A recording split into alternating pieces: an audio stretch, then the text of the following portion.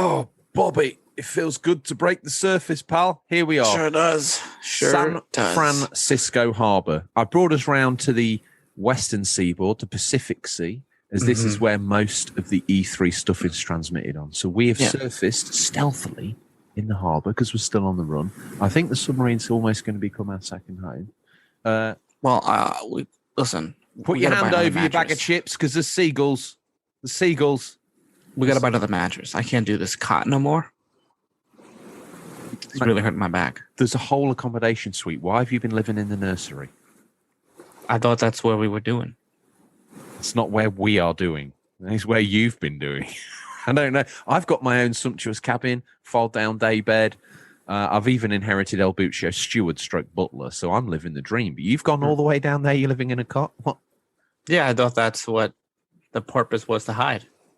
Have you met any of the other crew yet? I thought it was just us, to be honest. There's a full crew. Wow. Yeah. Maybe if you got out of the nursery a little bit more, you might find a little bit more about HMS El Buccio. Anyway, Bobby, let's go man the ECM suite and pick up some E3 news. Let's go.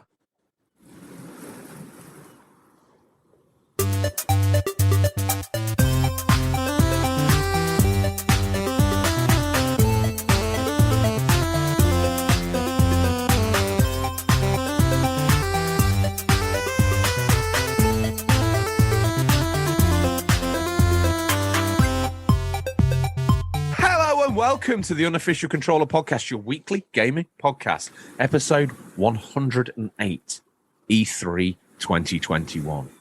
The legend returns. With me, George, and as always, joined by Bobby. Insightful, hands-on, behind-the-scenes look to my barely acknowledged blatant CGI trailer.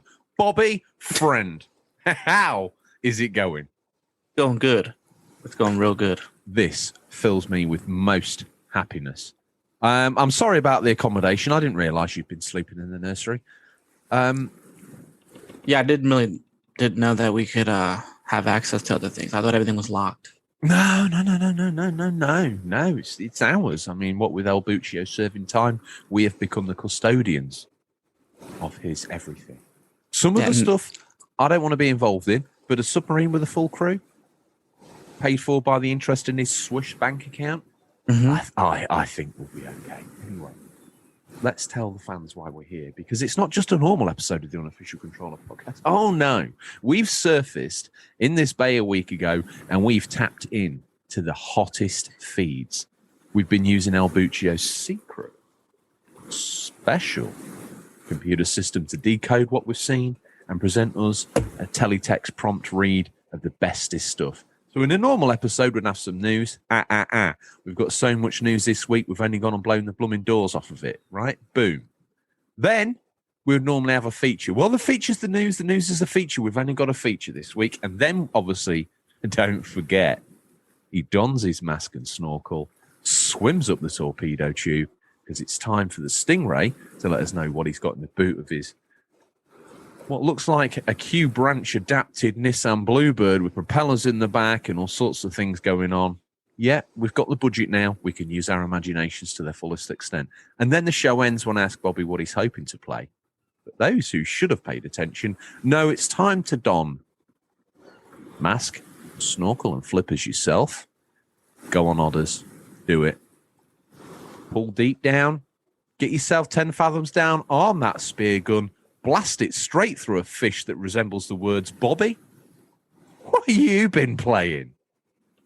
So I did the PS5 Star Wars Jedi Fallen Order.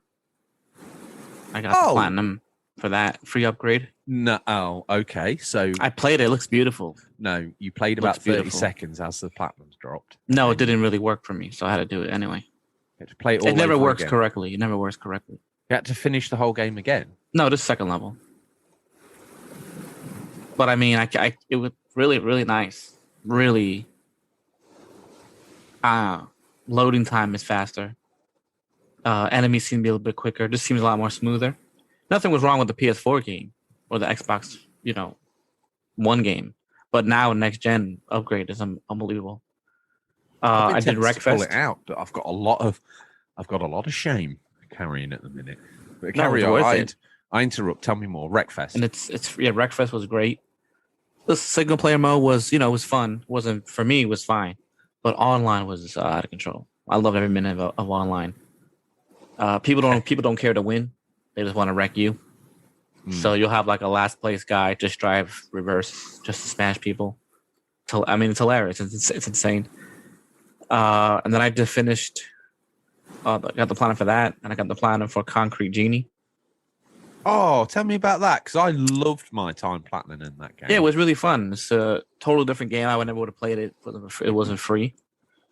Not everything has to be killing and murdering and everything. So this was nice to draw and chill out. It wasn't very long either. I mean, you don't really need a guide. It's pretty much right there in front of you. I think I had to, I can't remember which trophy it was, but there was something or other that I couldn't quite get to pop. This was very early days of the game. But in the end, I managed to get it to pop, and then everything else just sort of. Yeah, the lighthouse was a little bit tricky because it was different from every other area, but it's not a big game to get lost in. I think what happened with me is I felt way too arty at the start of the game and maybe didn't draw the things it wanted me to draw. So then when I finished it, I went back and I just went through the first stage of exactly how they want you to do it. That's how they want you to do it, exactly where you want it. And then all of a sudden, bim, bim, bim, bim, bim. So it was just in the early stages of the game, I probably went a bit too freeform. But when I went back and did exactly what they said, it just dropped. So yeah, because Luna's Secret is basically like the last thing you do in the lighthouse. But I had nothing in the lighthouse. So the lighthouse actually became the last area for me. Oh, that's cool. And everything just pop, ping. It's pretty cool. Yeah. No, I thoroughly enjoyed that. My animals were, I really took the time to design the genies.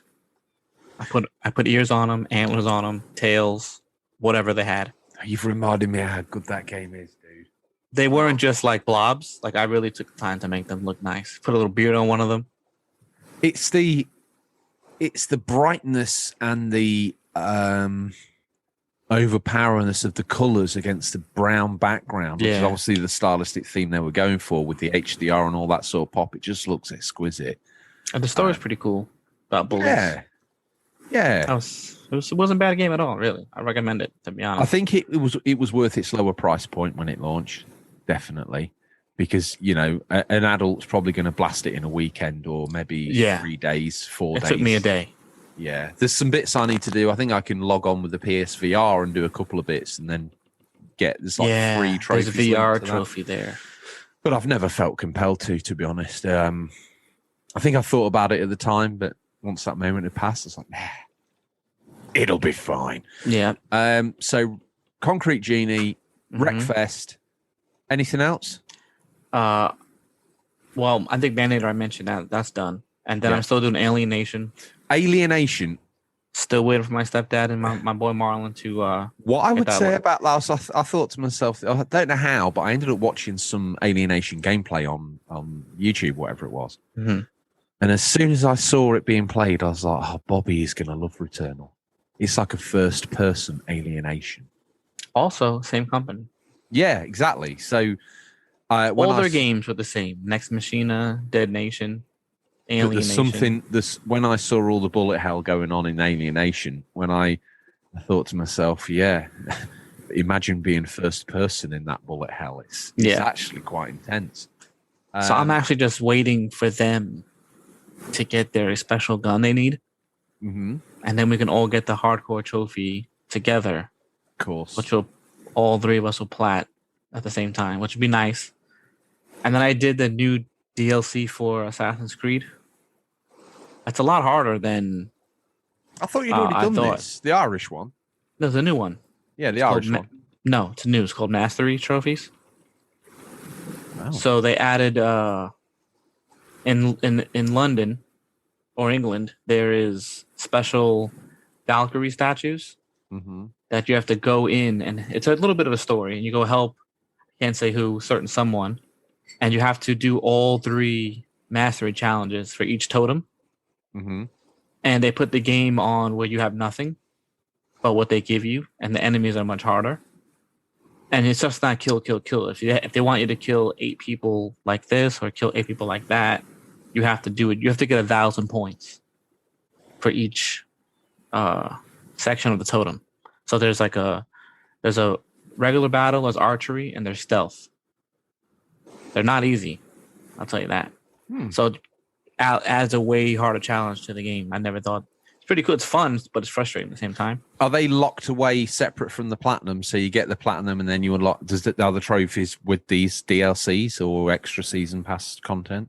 It's just I don't know if it's free DLC, but it's a DLC. I think it is free. And there are trophies attached to each different bit. Yeah. Yeah. Just 2. Get 1 medal, 1 gold medal, and then get all gold medals.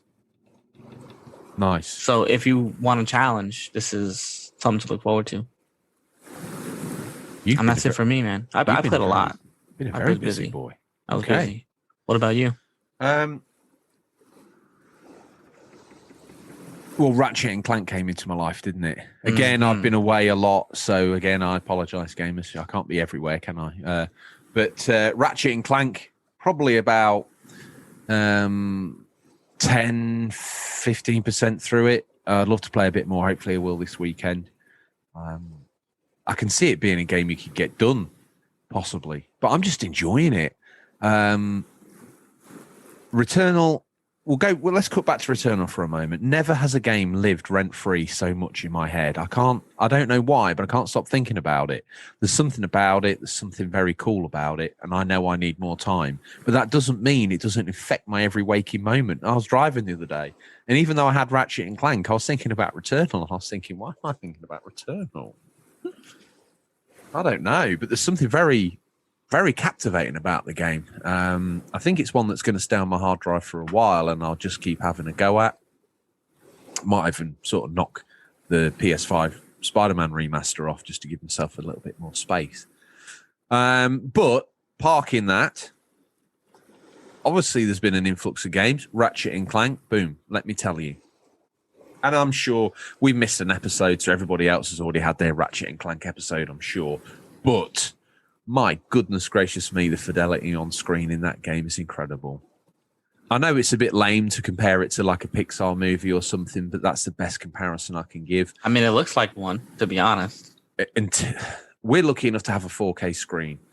That game running in full fidelity mode with the ray tracing and everything, HDR, the whole bag of tricks. Like the textures, you think, oh, that's amazing in the foreground. And you see the midground, oh, that's great. You see the background, and it all comes together to form. Like when you first start playing the game, you're kind of flying through this city, and there's a celebration, there's sort of balloons and flying floats and things, like a proper festival or whatever, or something like that, a street carnival. And I was like, my eyes were itching because I couldn't take it all in at once. I was thinking, this is unbelievable, but what can I do? And then I realized that I had pretty much full freedom of movement. Now, there are sort of scenes that sort of pull you through, but then there are open scenes as well. I think it's a very polished, good example of what next gen can do. There's something I'm not a full. I like games, as you know, but I'm not the sort of person that can pull them apart and tell you this code's here and that code's there and this lighting system's in place here and this ambient occlusion system's in here. But one thing I can say is I just think it's exquisite. And more importantly than that, it's one of those games that you just have fun playing. You go through, you smash a couple of bad guys, but the actual feedback and gameplay loop of just mucking around is great.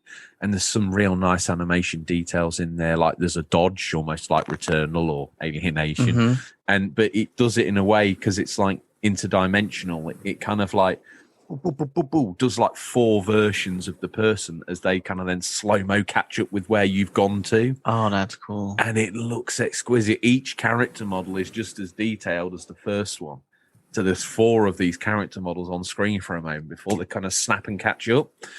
There's just so many cool bits that I could spend hours talking about, but anyone who I saw bits of it on YouTube a couple of weeks ago and was like, yeah, it's going to be okay, but we've seen Ratchet and Clank on PS4. It's not going to. Actually seeing it running on the PS5 on the screen, especially having a recent memory of Ratchet and Clank 2016, unbelievable. How's the load times? Snappy, quick. You load it up, you're straight in the game, you click go, and you're there. Do you even know it's loading? If you don't leave it in rest mode, you are aware that you're clicking on menu. You're going through the old school kind of menus to, hey, welcome to Ratchet and Clank Rift Apart. Resume game. Which file would you like to load? This one. Snap. You're in the game. If you'd left it in quick resume or rest mode or whatever it is, and then come and woken it up like I had been doing with Returnal previously, you're just straight into the game, as you know, and it's great. Trying to think what else, if like anything. The cutscenes are smooth, like they said. Oh, and the transition between cutscenes back to animation, super smooth. That's cool. Like it'll pan the camera around as it positions into position, and it. I was thinking that earlier actually. Because God of War did a good job of hiding it, so you don't really know. Even I've noticed other games have hidden it as well and have used the God of War technique, like Jedi Fallen Order. Yeah, it looks really good on PS5 too. You get on the ship and boom, it goes, and you see the starfield morph around you, and then you stop and it lands, and you get out, and there isn't a loading screen. And I always thought that was cool.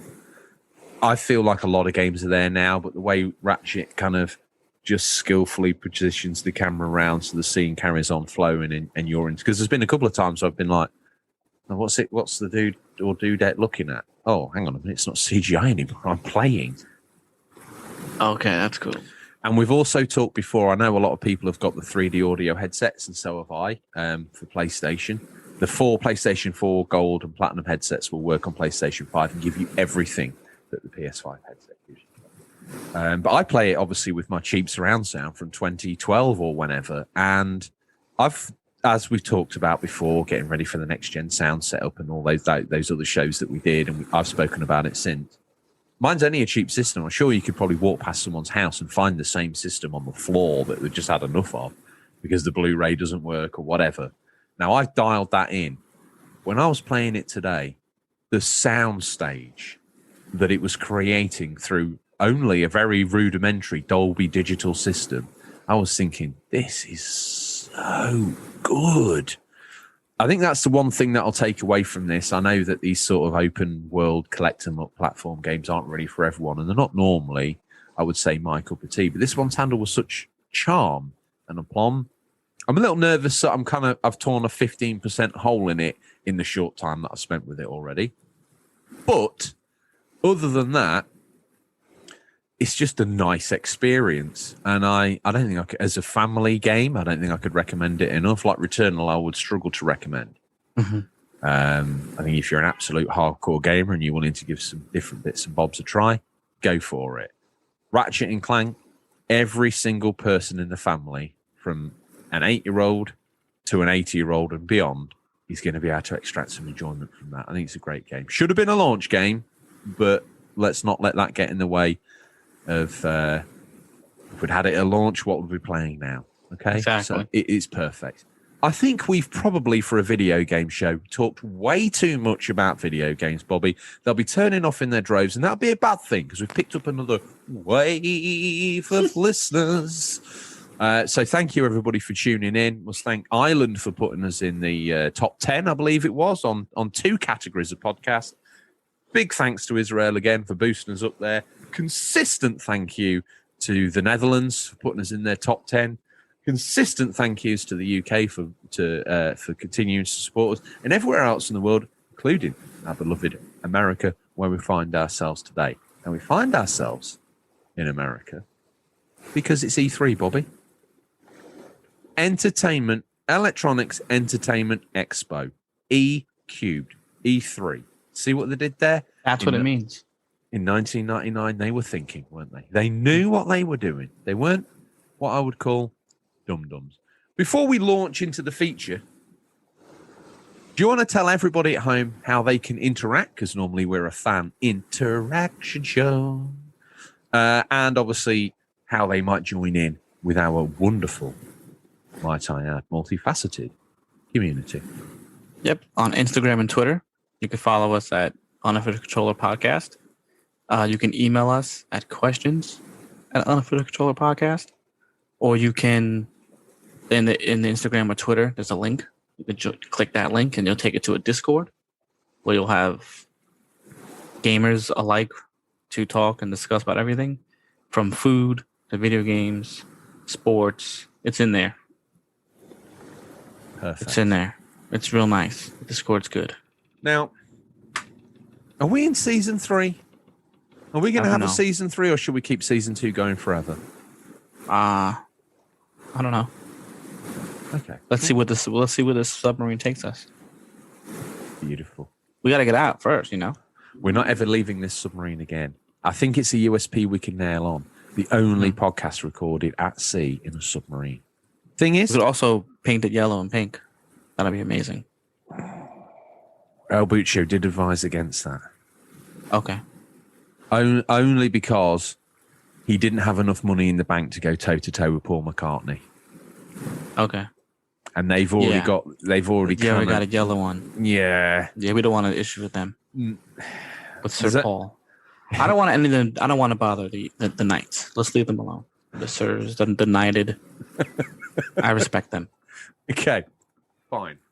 Well, we don't need. It's better in this regard, Bobby, that we're not yellow and pink as a submarine. Is that we are sleek, stealthy, and black. Because here we are, sat in the middle of San Francisco Harbor. We've been lucky enough to be able to pop the top hatch and get some of that fresh sea air in here. To be honest, the first time I got a sniff of it, I yacked up in a bag because it smelled strangely of fried food, seagull poo, and salt air. Yeah, it's not as good as I thought it would be. It's a little richer on the back throat than I expected it to be. I'm just used to, I guess, New York water. That this is kind of throwing me off a little bit.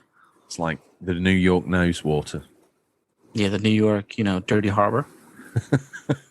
This is kind of like not as dirty. Well, we're 2 experienced seamen now, and amongst the rest of the Unofficial Controller podcast crew, we are deemed to be the commanding officers. So we drew a line on a map and said we want to surface here, we want to raise the sneaky beaky equipment, and we want to intercept. Let's see how good El Buccio's suite of technology is at intercepting games news. Well, Bobby, you and I have both been surprised because this submarine is one hell of a data gathering tool. Let's give some people some parentheses. It's E3, okay? We've already told you what that means. And if you want the history of E3, get in the Wayback Machine, go check our history ofs. Somewhere back in the realms, maybe our first E3 show, we gave you the full breakdown of how EA started, began, and where it is today. Oh, yeah. Every touch point. Every touch point. But E3 2021, normally show halls packed with people going from stall to stall, ignorant, arrogant gamers with a bag, demanding every freebie under the sun. And if you're out of freebies, they'll take the shirt off your back, because if you don't, they'll say your game's not very good on Twitter and they've got 6 followers. That's an issue. To play it safe, and also because we're in a pandemic, E3 decided to do digital event. Can't blame them, but they've left themselves wide open for people like me and Bobby to use our equipment to get all the juicy behind the scenes gossip. Games event season is upon us. Last year, I'm sure some of us wondered if it would ever come back. It's perhaps no surprise there are only a few genuinely new get named. All this technology, Bobby, yet the first thing to fail is a very rudimentary human jawbone. Unacceptable. It's perhaps no surprise that there's only a few genuinely new games announced at this year's E3 convention. Game development has been severely affected by COVID, as seen by many delayed games releases recently. Historically, June has seen all the major announcements from publishers and platform holders condensed into a single week, the venerable E3 trade show. This year, however, we have only the digital E3 and a series of standalone publisher events, such as the Summer Games Fest and indie showcases and more. Keeping up with the biggest news during a typical E3 can be frantic, but with announcements expected to spill out from all these presentations which we've gathered up, as always, the Unofficial Controller podcast casts its net and serves up, delivered to you, all the best stories in one place. We're the one-stop shop. Why go the butcher, the baker, and the candlestick maker, Bobby, when the Unofficial Controller podcast will present you a candle in a pig's head, wrapped in bread? Facts. It's an unusual meal, But it's at But least hey. one you can eat in the dark. Mm-hmm. Kind of romantic in a way too, depending on where you are, I guess. I find the last time you served me this, the pig's head coming out with 2 candles in its eye sockets, therefore generating smoke pouring out of its mouth, while holding a bread scythe, was a little more intimidating a meal than I was ready for. I just wanted egg on toast, and you delivered. I mean, it was magnificent. Thank you. But I worked hard to get the smoked taste right. It was more meal than I had stomach for. Mm-hmm. Listen, Bobby, I want you to hoist up the aerial, turn it to 110 degrees, elevation 20, inclination 25. Mm-hmm. Tell me about see if you pick up any news. Tell me what it is. I see the Coach Primetime. Oh, what you got there? Looks like That a lineup. worked well, didn't it? Yeah, looks like a lineup. What I'm seeing, King's Bounty 2 to launch on August 24th. The One Sea Entertainment tactical RPG is the sequel to King's Bounty franchise, and is set to release August 24th, 2021. PC, Xbox One, PS4, and Nintendo Switch.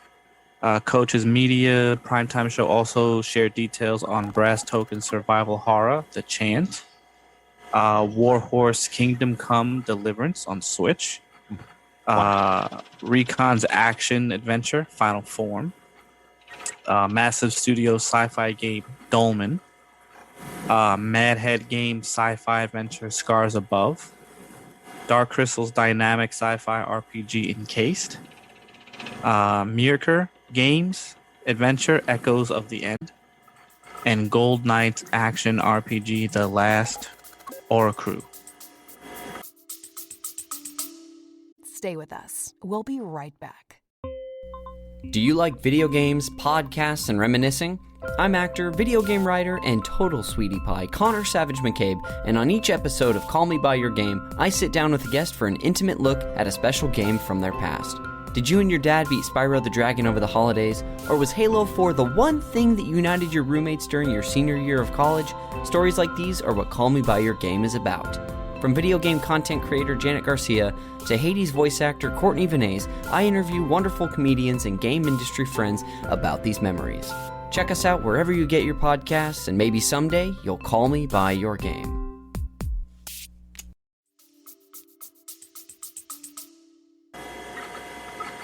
This submarine continues to surprise me. There's some cheeky really does. bits in there.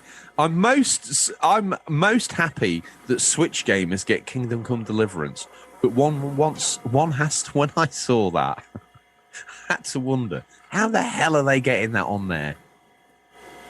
I don't know. That machine continues to impress me. Really, For what it can do. yeah. It does. Everyone asks me about this game. I'm excited for it.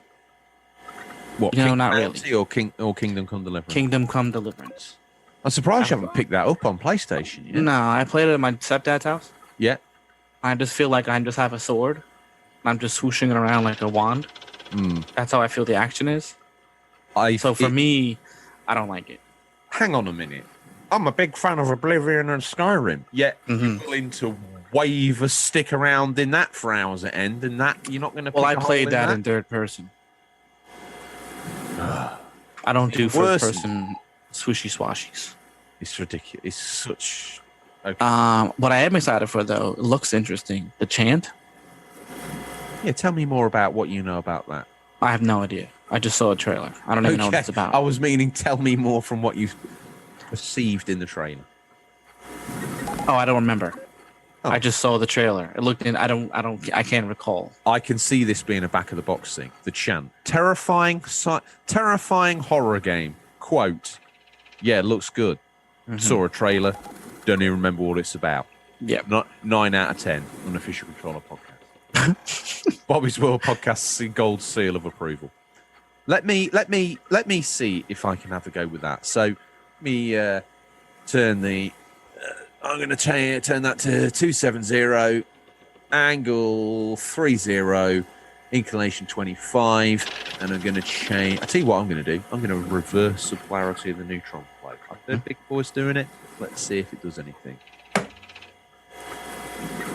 Hang on, it's printing. This is excellent, Bobby. Elden Ring. Yeah. Question that's been answered this week. What is Elden Ring? The collaboration between Game of Thrones author George R.R. Martin and legendary games maker Hidetaka Miyazaki has finally got a release date. Some had started to worry we would never get to play the game first announced in 2019 after a serious lack of updates. But thanks to Bobby, I, and El Buccio's data gathering system, we find out the game's dark and mysterious setting has been shown off. Developers say it will be on our consoles in January 2022. Elden Ring, the cross-generation, and launches January 21st, 2022.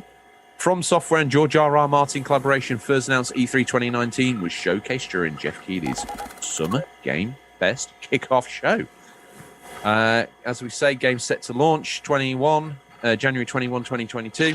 It's new gen and legacy, so if you've got an older PlayStation or you've got an older Xbox that you haven't managed to get yourself a One X, Series X, or a PS5 digital or disc version, just off the PS4, just off the Xbox One X if you're feeling a little bit racy, and get yourself a copy of Elden Ring. Bobby, question for you. Mm-hmm. You like George R.R. Martin? Yeah, I'm pumped for this. You like From Software? Mm-hmm. Yeah, this was exciting news for me. I've been waiting to hear about this game for a while. Even though George R. Martin, he makes me upset because it's been 11 years since the last Game of Thrones book, A Tale of Fire and Ice. I like to know what's going on. I know he's busy. I swam ashore last night and I met George R.R. Martin in a pub, and he said to me, "I really can't be bothered writing them anymore because everyone's already read it by watching the TV show." Yeah, but that's not what I wanted. That's not how it ends for me. Listen, spoilers for an 11-year-old book. Okay? Do we even know if Jon Snow is alive? Well, we don't. We don't. So, let's get on with it, George. I am excited though that he kind of wrote this game, helped out with this game. It looks like Dark Souls, Demon Souls, with a jump button, with a horse, and a spirit and a horse, jump button. Yeah, because jumping in those games are atrocious. Yeah, but I feel personally like they couldn't have done an open world style game like that and not had a jump button, because I guarantee you your character will get stuck. And that's so many not times. I don't see that as a jump button. I saw that as a dislodge me from the unchecked scenery button. So many times I've died trying to grab a special item that's off some kind of awkward ledge that you have to awkwardly make a maneuver and then roll so you don't kill yourself at the last moment. I mean, it could be. It looks like a little smoother, maybe like a Sekiro smooth of the animation rather than just the step dodge attack in the back Demon Souls. So I'm excited to see this. Okay. I'm gonna keep my anticipation in check just until we've. For me, it's high. This is high for me. I think you could be overhyping it, but I probably am. But for me, this is like a highlight. This is one of the big ones for me. What are you going to type into the data collection tool? I'm going to type in Jeff Keighley. Oh, you're going to do a wildcard search. Okay. Jeff Keighley. Yeah, I like how he spells his name too. It's unique. Okay, I found this. Borderlands spin-off, Tiny Tina's Wonderlands, due early 2021. I'm not even kidding you. This is we need to use this equipment more. Tell me about Tiny Tina. Okay. Jeff Keighley's Summer Game Fest 2021 opened with a reveal trailer for Gearbox Software Tiny Tina's Wonderland, with Tiny Tina voice performer Ashley Birch joined by Andy Samberg, Wanda Sykes, and Will Arnett. While Tiny Tina is a Borderlands character, the game itself is not a standard Borderlands title, and it's expected to be released by 2K Games in early 2022. I have a question for you. Mm-hmm. Okay, let me reword this. Mm-hmm. Me, George. Borderlands never grabbed me. Felt half-finished, broken. Felt like a dice rolling game, dressed up as this. Everyone was telling me how great it was, and I just thought, no. Agree. I even thought to myself, maybe I've got it wrong. Okay, so however many months later, I bought Borderlands 2. Same experience. Not having fun. Maybe if I did more online, I'd maybe be like, yeah, me and my mate were owning Borderlands. But to be honest, the world always felt empty, barren, bare. And that style of graphic felt to me like it was an easy way of making something that wasn't that great look good. Get on the comments, get in the Discord, call me out, showcase me as knowing nothing. I got your back for this. I know we put it in. Loads of people love Borderlands. Who? If you like Borderlands, join the Discord and brief me on why this is the best game series ever made. I'll tell you what, though, I did enjoy the Telltale Borderland game. Well, that kind of fit for me, more the character. Yeah, I really enjoyed that. that. I wish it kind of was that. I'm hoping maybe this is like that. Could be. They said it's not Borderlands per se. So I'm interested. Look out. I'm going to pour some holy water in the machine this time because I feel... Let me rotate round to here. Let me aim it at the Golden Gate Bridge. We'll use the Golden Gate Bridge as an antenna itself. See what we're doing here? Mm-hmm. Okay. Let me pull the lever. Pull it. Hey. There's absolutely no way this machine has got this correct. Death Stranding Director's Cut is coming to PlayStation 5? Not possible. Also announced at Summer Games Fest by God, a.k.a. Hideo Kojima himself, his Director's Cut of the PlayStation and PC game Death Stranding. It's coming as a new version, PlayStation 5. And I have to tell you, I was excited by this. Now, while we're here and we've got this nugget served up to the table, put a little apple in its mouth, looking nice. It looks like Daryl from The Walking Dead with an apple in his mouth, holding a baby. We're going to eat him, okay? So pour yourself to that. Let me ask you this question. There was all this talk of Xbox. I thought the Xbox was going to get this as an exclusive. Much like back in the day, they'd have got the best... On Xbox Original, they got the best version of Metal Gear Solid 2.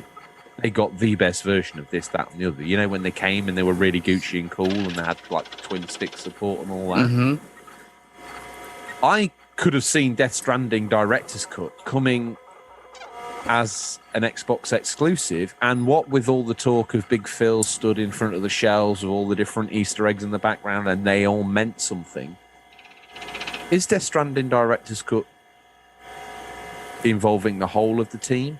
Or do you think Hideo, because there's all these rumours that he's working on all these different games because of all these different conspiracy theories going on the internet. I'm happy we got the Director's Cut. Have you played Death Stranding yet? I can't remember. No. Probably my game of the generation. Days Gone and Red Dead, probably game of the generation for me. I'd love to hear your feedback on it, actually. So I think, actually, the Platinum for you would be just perfectly doable. Yeah, but I don't know if I'll ever play it, to be honest. Such a shame. Anyway, I'm hyped for that. Get in contact with us. You've already played Death Stranding and finished it. Is the Director's Cut enough of a reason to play through it all over again? We'd love to hear from you. Discord, Instagram, DM, or email us at questions@officialcontrollerpodcast.com. While we're pointed at the Golden Gate, Bobby, don't move. I'm not. There's a massive seagull the size of a pterodactyl peering at your white crack above your trousers that's shown itself. I think it wants to make a small nest area there. It's big enough to.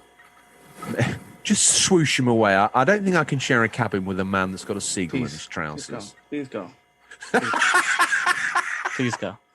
While we're pointing at the Golden Gate Bridge, if I up the power of the device to 2.21 gigawatts, tell me what you next see on that printout screen.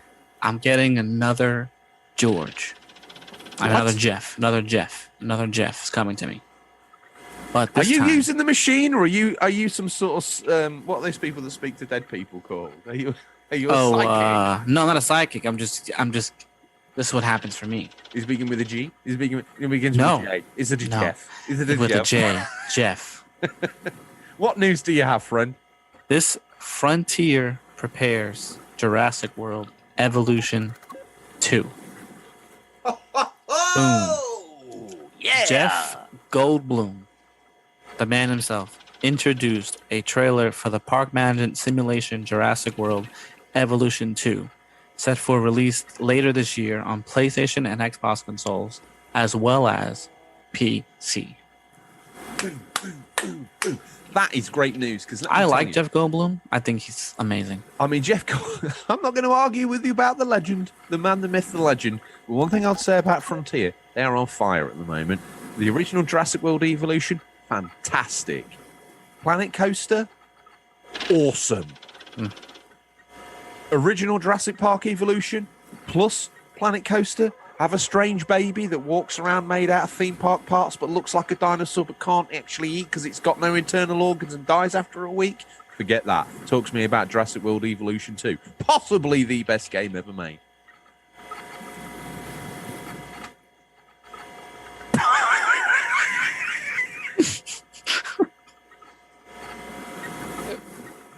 No, George. Okay, let me point this at not the Golden Gate Bridge. Let me point that at those cable cars, okay? I'm going to bring the power down to 0.75 gigawatts. I have a Jeff.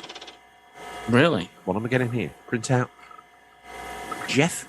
Sony signs Deviation Games debut title. Using Jeff Keighley like a pawn, his show also served an introduction for a new studio from former Treyarch developers. Going by the names of Dave Anthony and Jason Blundell, kind of guys that sound like they run a plumbers in High Wycombe in the UK. Deviation Games is working on a brand new IP for PlayStation. Slit my throat, no one knows any more, not even the data miner. Interesting. Take control of the data interceptor. Yeah, I'm gonna go a little bit more, turn a little bit more southeast. Let's see what's going on over here. Okay, what you All got? right. Get another printout. Oh, Look at this. what we got? Another one from Couch Media. Okay? They unveil a new publishing label with 9 games. Couch Media had a segment during Summer Game Fest devoted to its new publishing label, Prime Matter, which will handle Payday 3 and a new game in the Painkiller franchise. That's alongside with 7 entirely original IPs. Let me point it this way.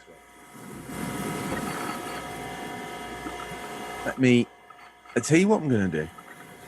How's this submarine powered? Think it's nuclear? Because I've never seen it spill any or collect any fuel. I don't know how it works, dude. I just follow you, and I'm on this journey with you, man. Okay. I just wish you would tell me about other rooms sometimes. That's my problem. I know. Did I mention earlier? I know I thought it, but I don't know if I said it. I was in the galley earlier. That's the naval term for a kitchen. Mm-hmm. Guess who was in there? Who? Big Rick. What? He's out. He's working the kitchen on Albuccio's boat. Really? Yeah. Where's Tom? I don't know. I couldn't really understand Big Rick because he was drenched in so much diamond and gold. I barely recognised him. Apparently, us saying his name on the show has caused him to be probably the 800th richest person in the United States of America. Interesting. Which doesn't sound a lot. I gotta find the kitchen now. Well, Yeah, I normally bring you everything you need, but I don't think. Yeah, that's what I was realizing. That there's more to the ship than meets the eye. Almost like a transformer. You called it a ship. My PG radar went off. There's more to this ship than meets the eye. I was like, Yeah, oh right, your ship. Yes, okay. Strong P. Yes. Now we're all clean. Let me Or is a submarine not a ship? It's a submarine. So It's a submarine. Let's call it a. It's not a ship. It's a boat. It's a submarine. Submarine. Okay, you want to call it? Okay. Yeah. It just sounds cooler. Let me take control of that machine for a moment. Mhm. Let me key in. Which way did you go? Southeast? I went southeast. I'm going northwest. Okay. Vampire 2-Point Campers, Metal Slug, and more shown at Summer Games Fest. That really was the place where all the news hung out. Other new projects announced as part of the showcase include .mu's Metal Slug Tactics, Scar Studios' Salt and Sanctuary sequel, Salt and Sacrifice. Set I'm for next excited year. for that. That could be cool. Sega's 2-Point Hospital follow-up, 2-Point Campus, Shark Mob's supernatural shooter, Vampire the Masquerade Blood Hunt. That's coming this year. And Stray Bombay's 4-player co-op shooter, the Anacrusis. Summer Game Fest also gave release dates or windows for Call of Duty Warzone Season 4. That's June 17th, so you should be playing it by now. The Smilegate RPG Amazon Games collaboration Lost Ark comes out this autumn or fall, depending on which side of the Atlantic you sleep on. The Dark Pictures anthology House of Ashes rumbles out another release on October 22nd. Raw Fury's Sable, it's a release date of the September 23rd. Children of Light on Switch, June 29th.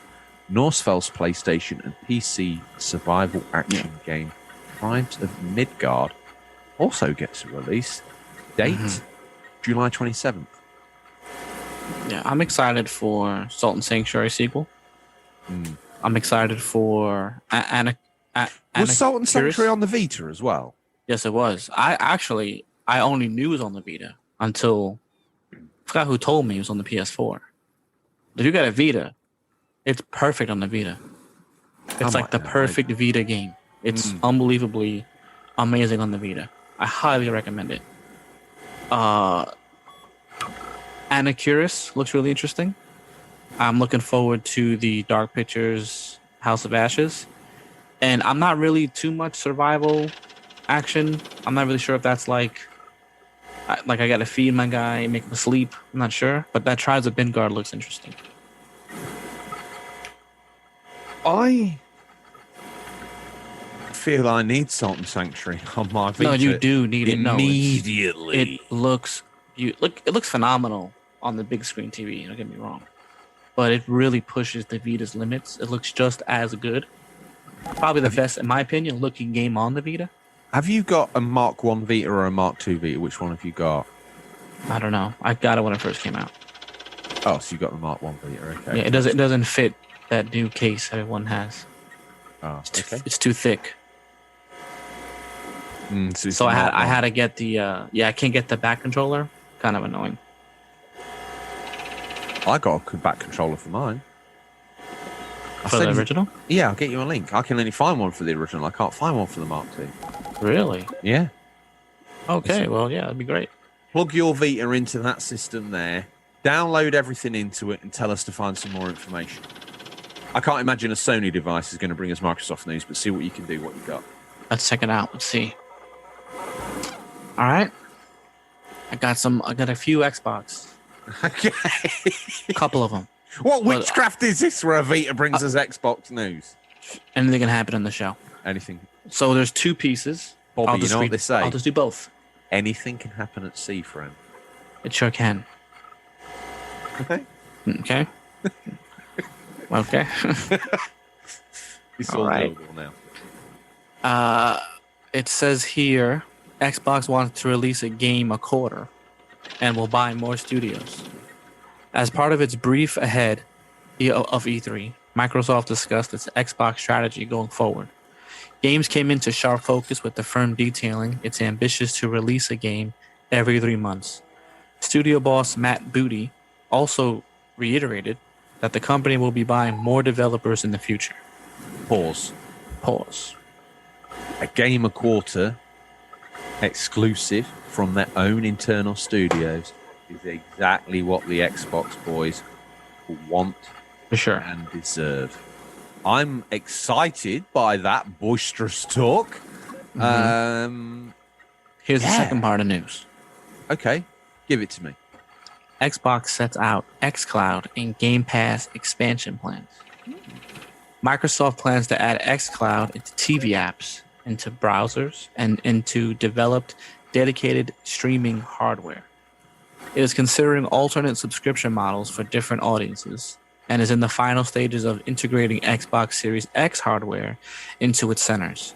Cloud gaming through Xbox Pass Ultimate service will also launch in Australia, Brazil, Mexico, and Japan later this year. Great news for the Aussies, the Brazilians, the Mexicans, and the Japanese. So, for me, if you're a Sony or Nintendo user and you're in a bit of a dry spell, nothing really coming out you're interested in, and you want to play an Xbox exclusive, well, then you could just get a month of Game Pass. Just get the app for your TV. And then play the game, and then something else on your main system pops up again. Don't renew for the next month. Yeah, I mean, you can't go wrong. I think this is a great idea, but the only way, I guess, a non-Xbox owning person could access this would be through a streaming app or a plug-in device for a TV. I'm cool with that, but don't forget the kicking Google got. I know Google didn't have any games, but it did have some pretty good games. It was damned affordable, and the solution they implemented was great. I know they sponsored this show, so we probably give them more time than they deserve. But please don't forget that this is just Google Stadia by another name. I think it's a very cool option, and certainly Microsoft's suite of games is certainly more exciting than whatever Google would. I mean, if I was going to buy game streaming, definitely going to be Google.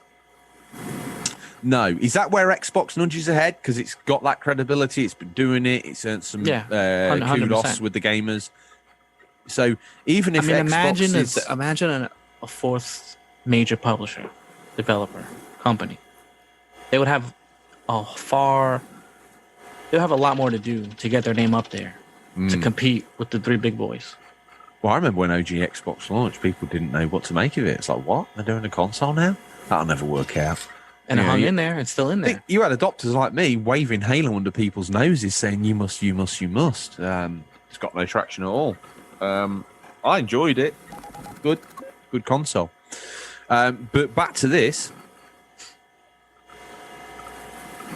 Yeah, I guess there was nothing really on Google Stadia I wanted to play. I mean, even if there was, and you're a gamer, what are you going to tell people? I play on Google Stadia? Really? You're the Google on PC. Are we to say that the xCloud and Games Pass name has more... I think it does. It has more strength and credibility than in Google. If Nintendo decided to make their Nintendo Online available on a streaming, that would be just the same. You know what? I'm gonna go out on a limb here. I think that maybe some Xbox games as they are right now might be too demanding for a lot of people to stream to their home. I know my internet would be a bit up and down. Yeah, maybe some for sure. But Nintendo are trying to line themselves up as the Disney of gaming. Okay? Imagine if they took their NES to SNES games. A small handful, the kind of that have appeared on the NES Mini, the kind of appeared on the SNES Mini. They set up a streaming channel called called Nintendo Classic. Yep. And you get to play through your 8 and 16 games for no more than $3.99 a month or an existing Switch Online membership. Yeah. And the games are so small. That's what I'm thinking. They're small enough at that point where it doesn't matter if it can't get all the... Because there's probably enough bandwidth for all of that. But Cyberpunk on Xbox xCloud or PSN or Google Stadia or whatever it is you're playing on, maybe not. I wonder if we could pare this down. I mean, Xbox is going to want to blow the doors off of this. They're going to want people playing on their TV the latest Halo and all that sort of jazz. But, yeah, I can see that. I just wish the internet could get quick enough for Xbox to have a smooth ride. That's the thing. Depending where you are, it's possible. Google got a kick in for that. Yeah, because now my fear is the internet companies who provide internet, they're gonna realize, oh well, you think you're gonna be streaming all this bandwidth? Well, guess what? We're gonna slow you down, and we're gonna make some extra tiers, and eventually be paying a lot more for your internet to stream these powerful games coming in. Mm-hmm. You know, you're going to be using a lot more internet data. That's They're not the just going to problem. give it to you. In the I have States, unlimited data, yeah, but I only have the regular internet. But for me, I'm in New York. I'm fine. See, my brother lives upstate New York. He has to get the next tier of internet because he's upstate. wow. My internet's much better, normal, than his. I don't like the kind of like first class, second class, and third class tiers of internet ship in the US. In the UK, there is only one class of internet, and that's the internet. In the US, they're taking skin off your back as you walk through the door. You're down to the the bone, boy. I know a guy who buys business internet speed. He doesn't have a business. Okay? He does not want to lag or That's have high serious. ping when he plays his online games. Hang on, let's rewind, because I think we've got distracted here. Because there's a little bit of news I wanted to cover off. Gamer Quarter. Mm-hmm. That's awesome for the Microsoft Xbox hype machine, because you've got 2 months of building a game. You've got a month of it being out, TV spots on the dashboard of the Xbox, spots on Games Pass, lots of encouragement for people to try it, lots of encouragement for people to buy it, magazine reviews, game site reviews, all that sort of stuff. Once it's out, 2 weeks after it's out, start the process again in the Hype Factory for the next quarter title. Mm-hmm. Start off with a history of the franchise if it's got, previous games. Next month, little hands-on gameplay, talk about reviews, all that sort of jargon. Next month, release. 2 weeks into it, do some promo. After that, kill it, move on to the next one.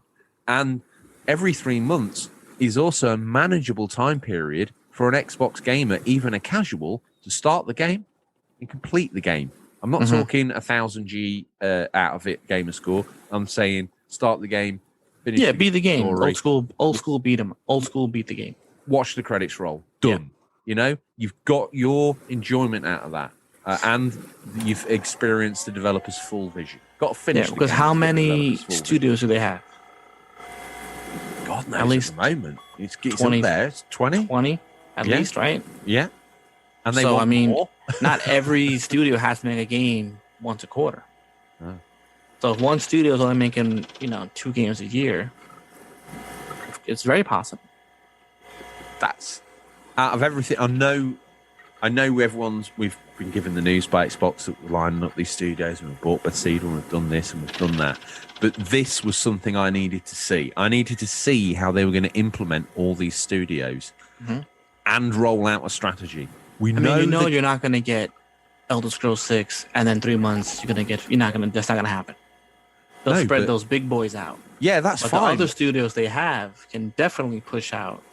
Fill the gap with a smaller game, 100%. Yeah. Tentpole title, smaller triple or double A game, triple A game, double A game, A game. Okay, doesn't have to be double A. It could be an A game at this point. It could be what's referred to as an arcade, Xbox arcade title, or a online or an indie game that they've got behind.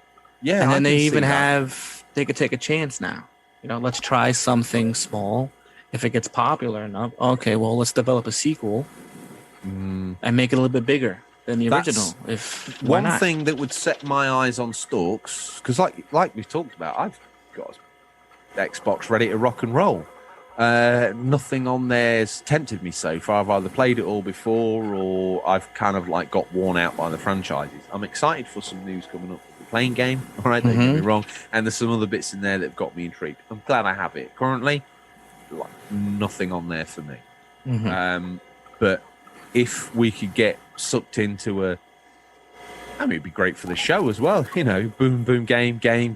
We're constantly rolling from game to game, episode to episode. We can do a review, we can do a preview, we can do the whole thing. I mean, for us as a podcast, brilliant, perfect content. And it'll be free.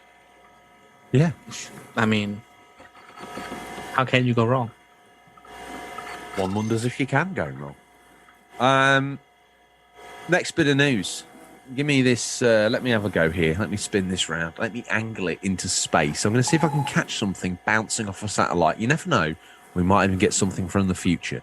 Electronic Arts reveals Battlefield 2042. Despite the fact EA isn't hosting its usual summer showcase until the end of July, the publisher did kick off June's proceedings with the first trailer for Battlefield 2042. The game is a multiplayer-only experience, and we will return to that ditty in one short moment. With no Battle Royale mode either, it's set in a future where climate crisis and the Great Depression have prompted another way of being armies of soldiers and their high-tech weaponry, with the trailer suggesting a focus on more forms of traversal such as wingsuits and hovercrafts. Let me break this down for you. Obviously, online shooters aren't my cup of tea. Mm-hmm. But Battlefield 2042, as far as I understand it, is releasing as a full-price next-gen game. It's $69.99, pounds, euros, whatever. It's up there. All right? Fine. But no single-player career or campaign. Nothing. Yeah. Okay? So now you're paying $69.99 for Battlefield 2042. Now message in and tell me I've got this wrong. But feels to me like EA are missing the boat a little bit. COD, going Warzone, going online, going free to play. Boom, wicked move. Everyone's playing it, right? Everyone's hooked to it. Fortnite, Apex, the whole bag of tricks. What does EA think Battlefield's going to do? Now, admittedly, on Games Pass, that everyone's going to have access to it while it stays on EA Play because it's part of Games Pass. Okay, fine. But when it comes off and everybody else has to buy this multiplayer game with no Battle Royale, which everybody likes and every other brand has got, it's set in the future, which everyone's already had a go at, and that's it. All right? Or you could just go on for free and play another game of Warzone. They're constantly refreshing the map. They've got the seasons like Fortnite. What chance? I'm sorry if I've offended anyone in the Discord who listens passionately and they're a big Battlefield fan. But message in to me what I'm not understanding here. What chance does that have at $69.99 when you could have bought 8 battle passes for Warzone, Fortnite, Apex, and everything else? Bobby, what am I missing? It's true. I agree with you. This could have been like a $30 game if they wanted to. And then I'm sure they're going to have microtransactions because they all do. So they probably would have made more money with that than charging $70 for what? See, for me, For Honor, it's really basically online only, right? Everything I did, everything I achieved in that game is great, but once the server shut down, that's it. I mean, I had fun playing it, but once it's over, it's over. I'm not gonna pay $70 for a game that will eventually shut down. To me, I feel like they maybe could have got away with it or half justified it more if it had had that one-player campaign. But even if it did, they're mostly an hour and a half. Oh, I know. I'm just doing my best to try and make it so. Yeah, but no. But even if it goes out like that, campaign? It's gonna get slaughtered. Again, yeah, get on the Discord. If this gets you violently angry and I've got completely the wrong end of the stick, come and tell me. But something tells me it's going out for an early bath. Yeah, it is. I agree. Well, before we get too sad about the death of Battlefield, Bobby, do you want to... Yeah, I'm going to do something crazy with this thing. Whoa. Spit in it. I'm going to... No. Spit in it. What I want to do is I'm going to aim it towards this urinal. Don't do okay? It. Because... Why not? You're not... Something's behind the urinal. This ain't gonna work. This ain't gonna work. It's the only green pipe in the entire submarine. This is not gonna work. Try it. Tell me. I'm gonna try it. I'm gonna try it. Okay, here we go. Nintendo. Whoa! I had a feeling. You play enough games. Something's out of place. You gotta go for it. Okay. You play enough games. That's your T-shirt. You need that. Okay. It's always an exciting day when a fully fledged Nintendo Direct takes place, and this E3 2021 edition of the series did not disappoint. Not at all. You can watch the full stream on Nintendo's YouTube account, or check out the rundown of the best bits. Give us that rundown, Bobby. Kayusa, is coming to Super Smash Bros. Ultimate for a Tekken crossover. Square Enix's Guardians of the Galaxy game will launch on Nintendo Switch. That surprised me. Metroid Dread trailer reveals a brand new 2D Metroid game. That raised my eyebrow. Worms Rumble comes to Switch on the 23rd of June, 2021. Get in there. Post-launch additional content confirmed for Mario Golf Super Rush. Shin Megami Tensei 5 is launching exclusively on Nintendo Shin Switch. Megami Tensei 5. Absolutely. On the 12th of November, 2021. A new WarioWare game, WarioWare Get It Together, revealed for the first time, and it will include multiplayer. The show finished with a brand new trailer for the sequel to The Legend of Zelda Breath of the Wild, and it's aiming for a 2022 release. For me, what stood out? Metroid Dread, for sure. Buying that day one. I like the way it clipped between 2D and 3D. Mm-hmm. And I'm hyped for a 2D Metroid. Mm-hmm. My only concern is, do half of the younger Switch owners even know who Samus Aran is? And are they going to be slightly intimidated by what looks like it's going to be a little bit of an old school 2D Metroidvania? I can't see it. Axiom Verge did very well on the Switch from what I hear. But did it do... It must have did enough when Nintendo said, okay, we could do something like this with the Metroid name. Yeah, okay. Well, if that's the way they're going, fair play. Because remember, lots of us older guys will immediately buy this just because we're waiting for this. Metroid had been in development for ages before Nintendo pulled the plug from it and then restarted development and then its 2D one. Is the 2D direction, which is very appealing to Metroid fans of old, did they go down that route because they didn't have enough time to bolt anything better together? Or they're just not sure what to do with Metroid at this point. I mean, what can you do to revitalize this franchise, right? Well, I thought they'd kind of nailed that when they did the Prime games on GameCube. But I suppose at that point, you took the game 3D. Anything that follows after that that's 3D is just an evolution of Prime. It's not new.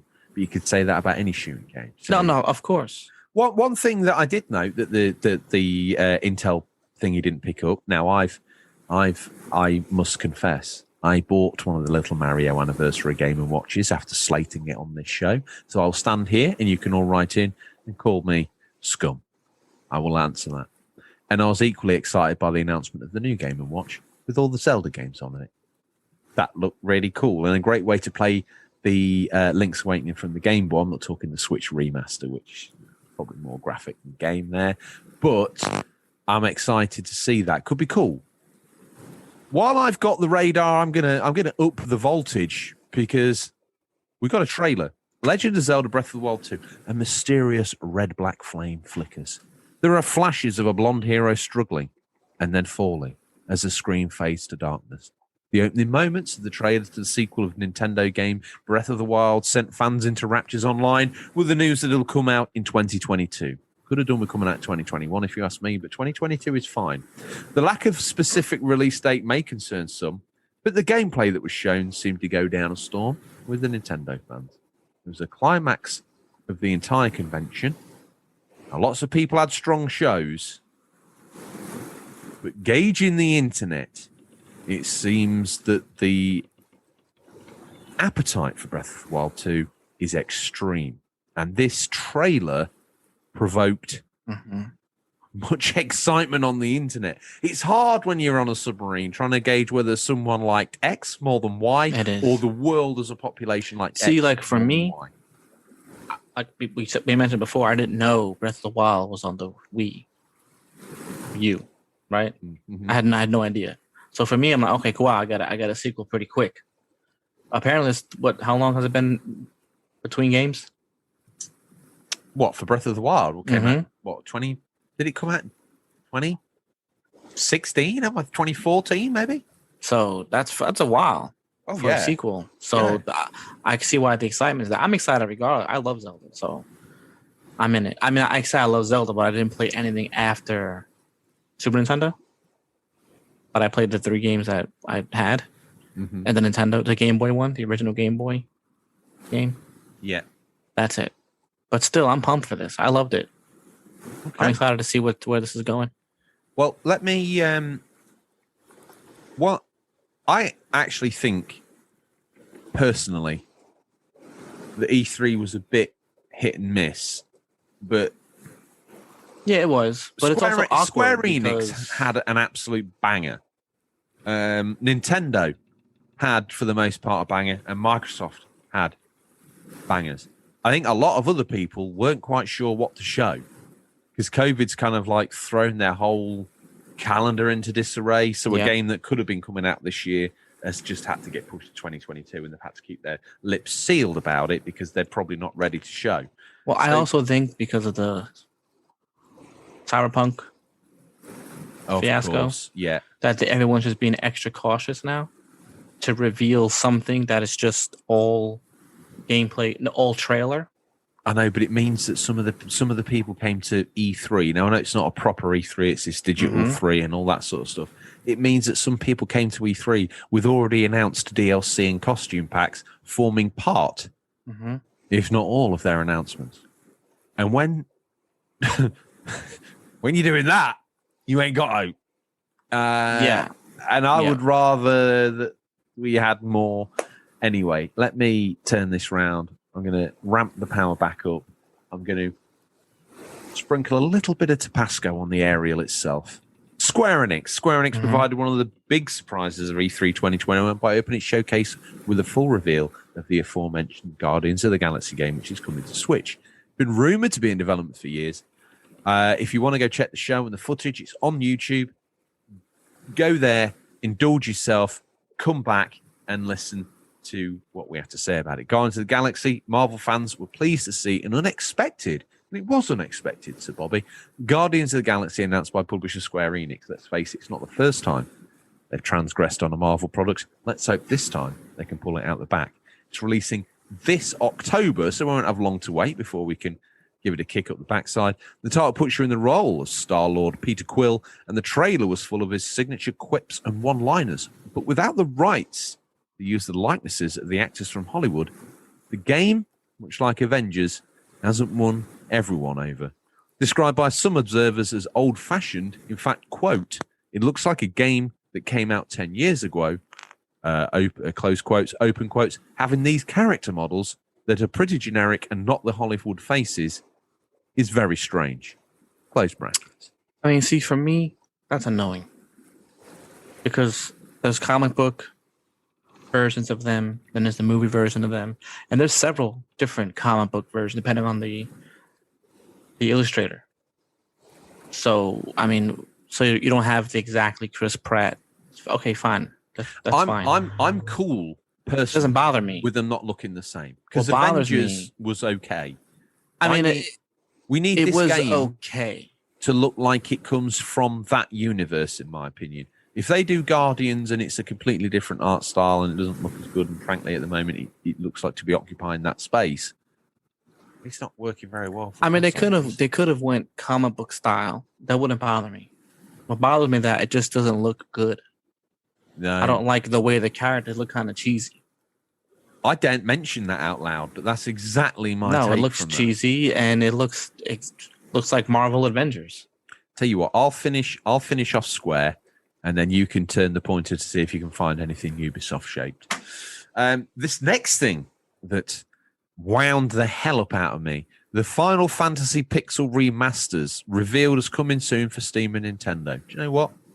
I was excited. I saw the Final Fantasy logo pop up. I thought, oh, what's this? And then I saw all the different versions of Final Fantasy from the pixel art era, and I was like, oh, wow. This is going to be wicked. Boom. Coming to Steam. What? That's fine. Everything comes to Steam and mobile. Pardon me? Yeah. Is that it? Now, I know, you know, everybody knows the way it goes, the way it's going to go. These games have been played and reissued across a myriad of formats. I've got them I've got 1, 2, 3, and maybe 4. I think they stopped at 4 on the PSP already. Right? Mm-hmm. I've probably got. I know I've got 6, 7, 8, 9, and probably a collection of Ramalon anthologies and origins. Yeah, all right, I've got them. Would it be nice to have them with trophies or achievements for the new systems? Yeah, it would. Would it be nice to take some of the yank out the early Final Fantasy games? Yeah, it would be. Would it be nice to get them all unified with the same art style and idea? It'd be brilliant. Are we going to get any of that? No. I live in hope that before the end of time, they have a stab at Do you know what? They re-released Final Fantasy VII. They remade that game. Technically, if I spread out all the Final Fantasies on a table, you would probably want to start with the 8-bit ones because there's so much more places you could take them. Like the PlayStation 1 game, yeah, it looks tired, it looks old, it's a lot of people's favorites. How about Welcome to Final Fantasy 1? Yeah, I don't know, it's a different story, the magic's different, the systems are different, the leveling's different, the way you interact with the game is different. Like, whoa. Dig to the core. Good game. Re-release. 3D. Same style as what they did with Final Fantasy 7, but they actually used Final Fantasy 1. Would that not make more sense? Or have dragons and dungeons? Yeah. Oh, yeah. That'd be great. Instead of the emu woes me character.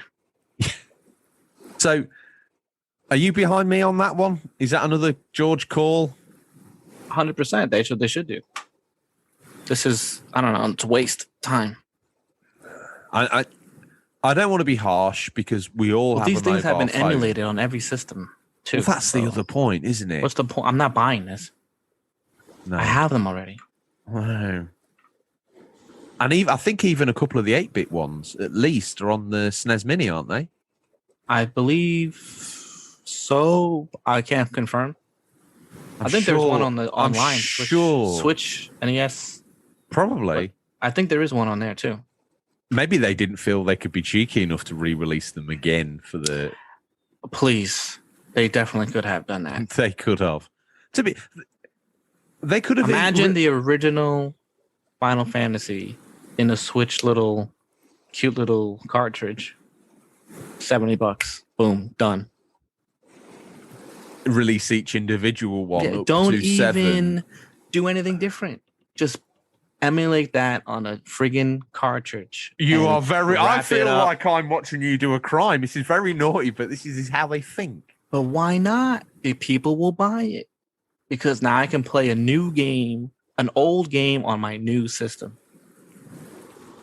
One half of the people who already love Final Fantasy can just pop in their Nintendo cartridge into the NES and play it. But no, these people will spend the $70 to pop in the NES cartridge emulated into a little cartridge on the Switch and be amazed that, oh my God, it's on the Switch. Just the thought with of you 2 saying that. buttons. Just the thought of you saying that feels so naughty. And guess what? If you don't want to buy it, don't buy it. But people will eat it up. You could release every single one individually throughout the years. And then in the 5-6 year mark, release the anniversary collection with all of them. Yeah. And then you know what you do? Instead of the typical box for the Switch for the binding, yeah, you add a little bit extra. And be like, wait a minute, something's missing. No, it's not missing. Here comes the complete full anniversary with all the games on one, and that fits the art. Boom. To be honest, do you know what though? We're all absolute scoundrels. Am I lying though? No, you're not. You're not. You got to wonder what Square Enix are thinking. They lost all that money on Marvel. Why aren't they releasing Final Fantasy 1 for the Switch with this new limited edition lithograph wrapper that you have to get day one? And to be honest, Guardians of the Galaxy, that could have just been a DLC for the Marvel Avenger games at this point. Yeah. It looks exactly the same.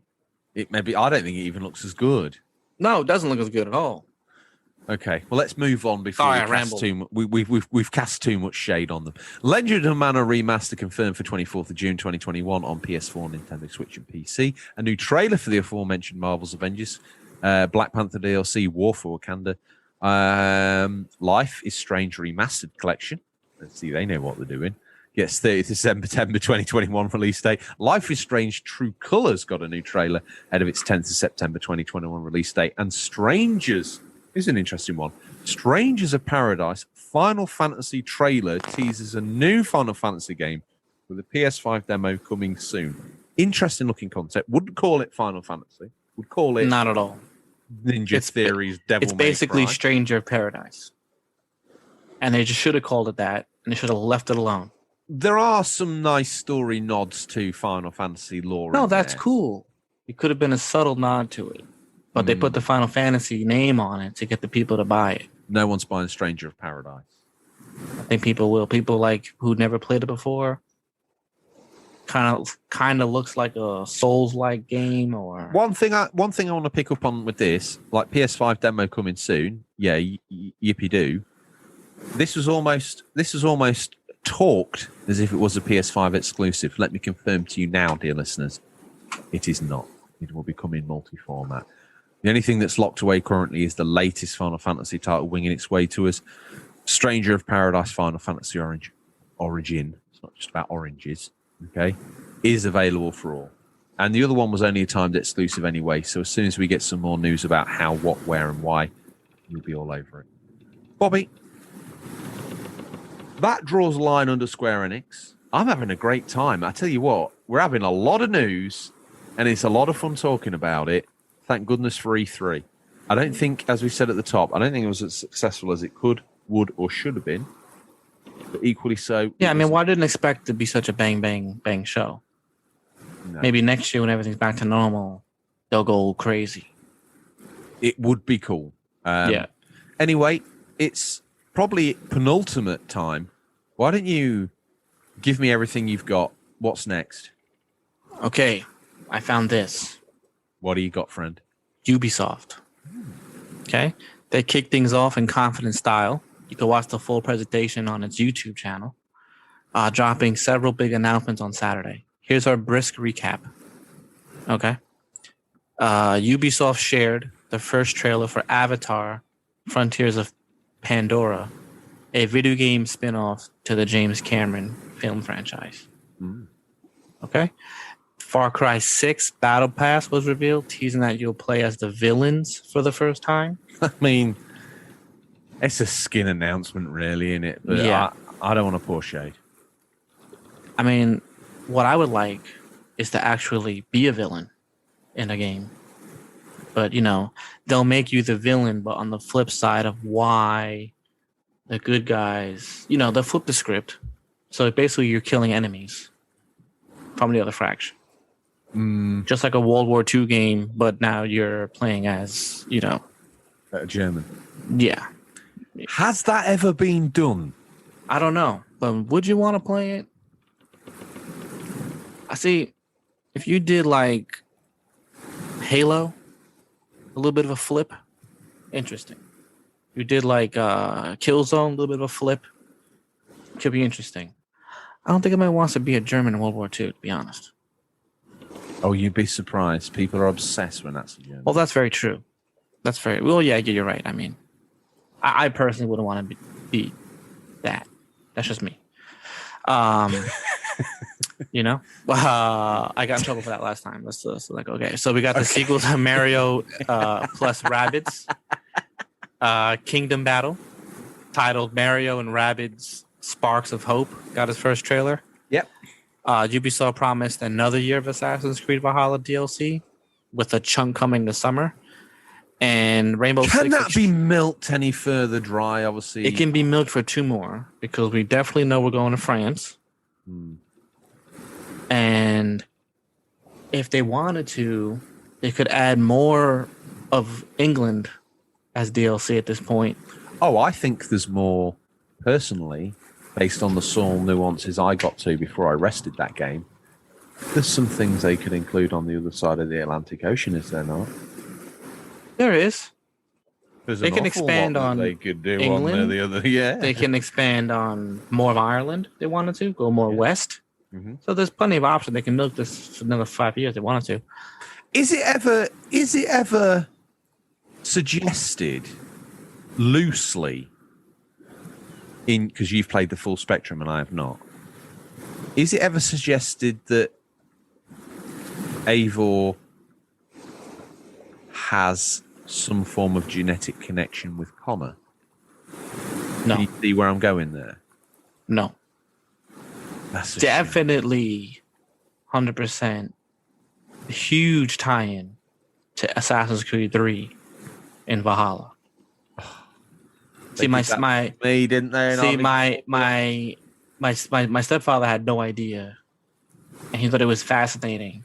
And then when I told him, he was like, you know, a bunch of curses. Whoa, you know. And I told him, yeah. And I said, next time you come down, I'll lend you the game. Then I realized I have it only on digital, so I haven't told him yet. But You've only got 3 on digital. yeah, because it was free. Yeah, it came that way, didn't it? It came with Valhalla, I think, right? No, it came with. Odyssey. Yeah, he came with Yeah. Odyssey. Yeah. So I have that from Odyssey. Wait, do so I have it standalone? I don't know. I have the first 2 standalone. Didn't buy 3. I don't know why. I've got obviously. I have all of them. Just I don't have 3. I got the 3 special edition. I loved it so much, but something tells me I've also got a standalone, or is it on the back of Odyssey? It might be. I need to look. I think no. I got a re-release of 3 that had the V. Well, you could buy it re-release. Yeah. They have got it. I have. I just got it free from the season pass. Of course. Which I think he has it too. I think I should talk to him about that. Maybe he has it too and doesn't even know. He has no idea what these DLCs are. I last played it on PS3 and thought it still looked amazing. In fact, in a way, because of the way that they use the lighting and the 360 or PS3, at times it looks better. It's too. I honestly was hoping like the next game goes back to that. The way that game is. It's amazing. Yeah. So there's a huge tie-in. But that's not it. Okay. But it's there. Last bit of news for you from Ubisoft. That's it. Rainbow Six Extraction game. I did that. Trailer. I didn't do that? Oh, I did. I didn't read that. No, I didn't read that. I distracted you because I waffled about Valhalla. Yeah, Rainbow Six Extraction gameplay trailer gave a closer look at the next Tom Clancy game. Yeah, I mean, again, that looked okay, but I was obviously we're going to get into some meat and cheese right now. But up until this point, bar the odd little sniffle from Nintendo and the other bits and bobs, I was thinking, this is a bit lackluster. But guess what? I'm going to point this to the center of the earth. I'm going to up the gigawatts. Point it down. That's what I'm doing, to 6.821 gigawatts. At the same time, I'm also point it up. I don't even know if that's possible. I'm going to press the up down button and I'm going to throw confetti at it because that's probably my most used word. It's making a noise like a fly on a fly lamp. Xbox and Bethesda. They've teamed up for the first time at E3 2021. Yes, they are now the world's most powerful siblings, which makes total sense now that the companies have merged into one symbiont creature. As always, you can go back if you want to, and we always encourage people. I'm the guy who sits and watches a 3-hour Sony E3 presentation from 2008. So, of course, you need to go back and watch the E3 2021 Xbox and Bethesda. Or, as always, we'll summarise. First out the bat, Starfield. Ever since being teased in 2018, there's been questions as to what it is. We now know the intriguing role-playing game, Starfield, will involve flying a spaceship, exploring a galaxy, going on adventures hundreds of years in the future. The first new franchise created 25 years ago by Fallout, or since in the last 25 years of Fallout and Elder Scrolls developer Bethesda, is due for release in 2022, and what they paid the big bucks for, and if they didn't, then they wasted it. So dry your eyes, PlayStation fanboys. This most definitely is an Xbox exclusive. People were wowed by this being an Xbox exclusive, and I'm like, so obvious. Why? People were like, "Oh, I can't believe." What do you mean you can't believe? What do you think they bought it for? To share it? Gave No. 7 billion to someone to throw away.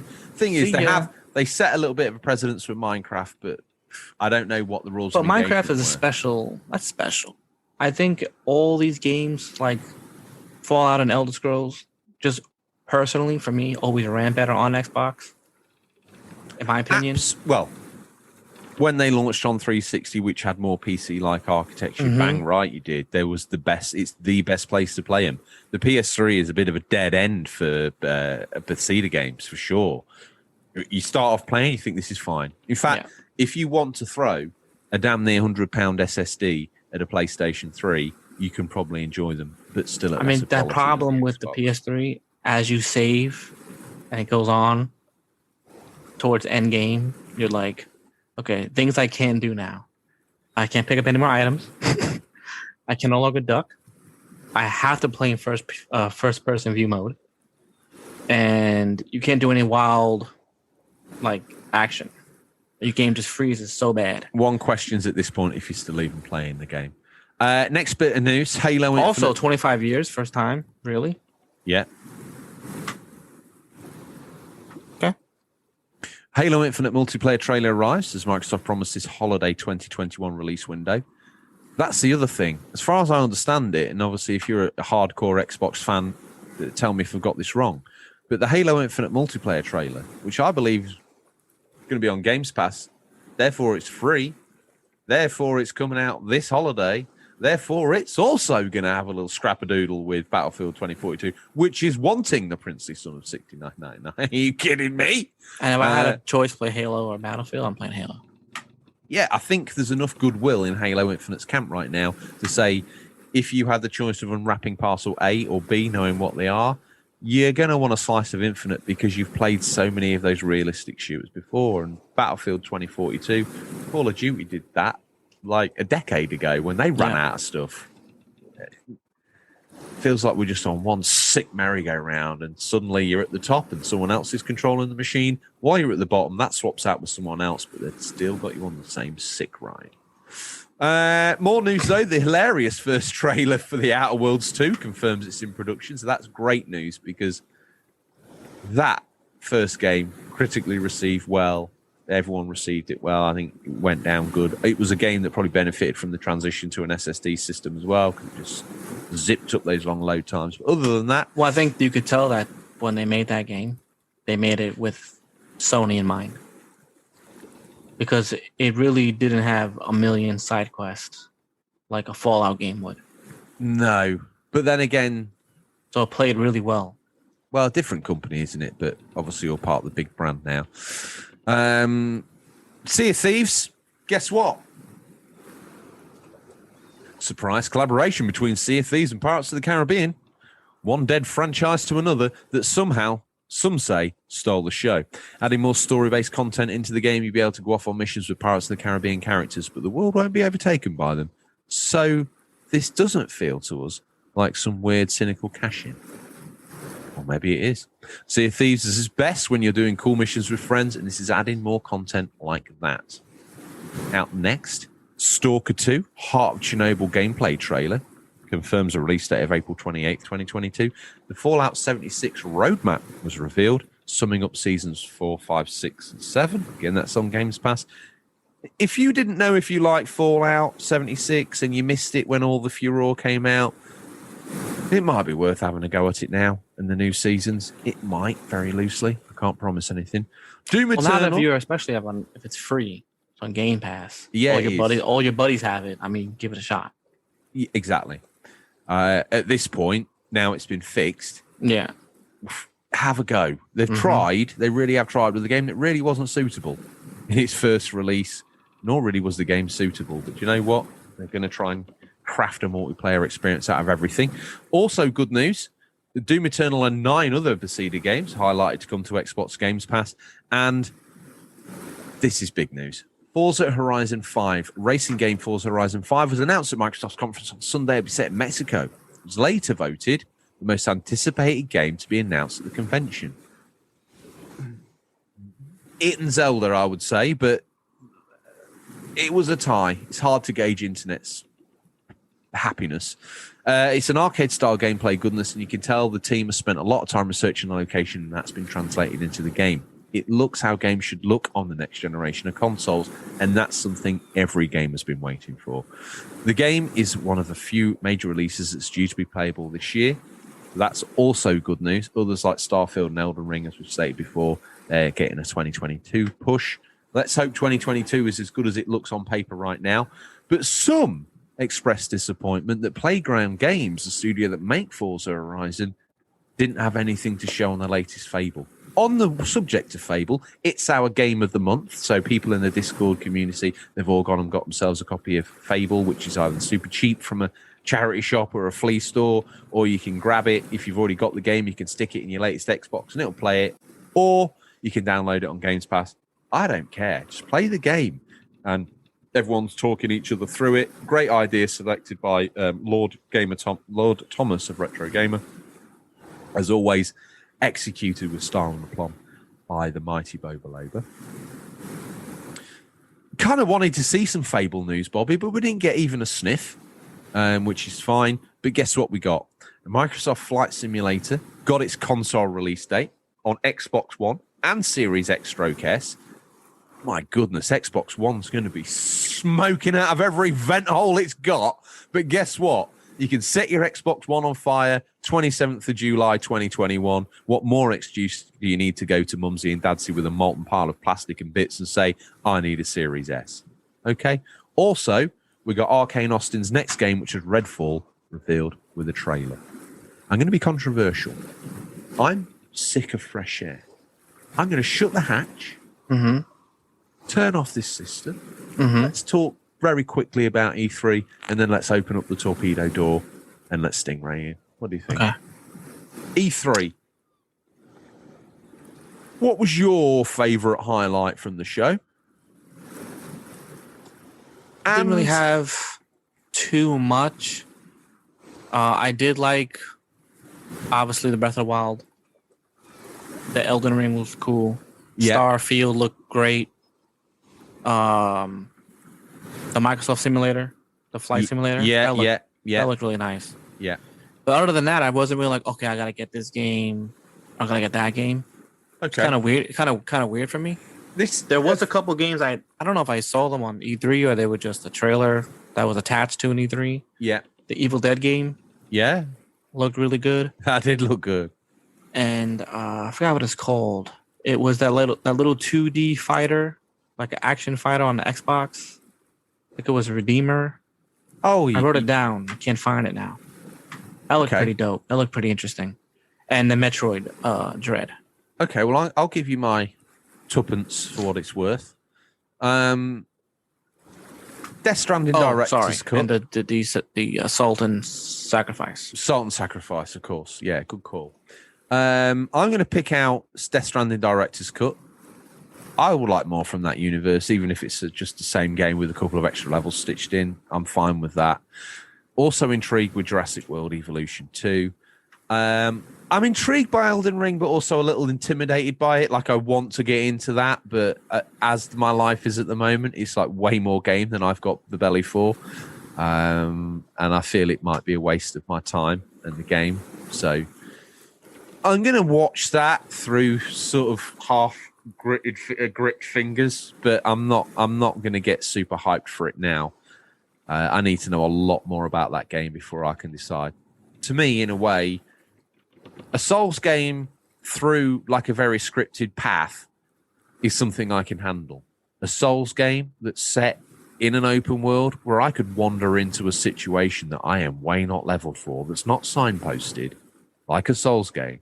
It's like, oh no, don't go in here, mate, because you're not the right level. It's like, oh no, come in, let's have a scrap. Me and you will have a fight. Well, the good thing is if you're too into it, you're too deep into it, get in the horse, turn around, and skedaddle out of there. If you've got the skills to fight your way out. I don't think I have. But, you know, like I say, it is exciting about what they've done, combining such two sort of creative talents. Interesting to see what comes of the game. So Elden Ring, slightly intrigued for, but little intimidated by the actual concept, but don't let that put you off. Death Stranding Director's Cut, yes. Slight little raise for the eyebrow for Jurassic World Evolution 2, as I said. I'm going to go away and research Salt and Sanctuary and probably get myself hyped up for Salt and Sacrifice. I think that, passed me by. I don't know why that passed me by, but it did do. I'm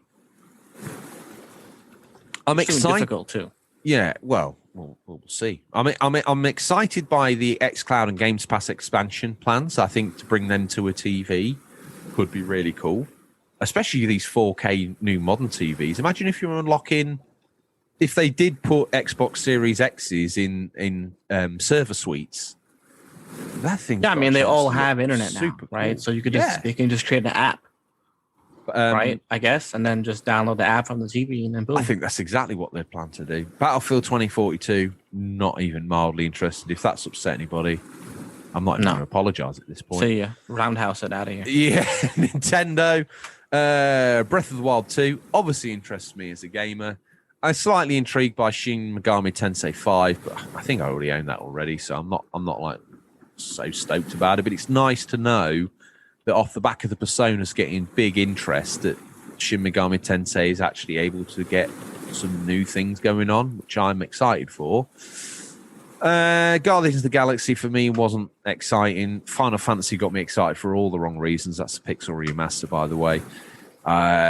Any news of DLC packs of Marvel Avengers is just desperate, if you ask me. Don't think I could ever get excited about a Avatar game, especially after the original one.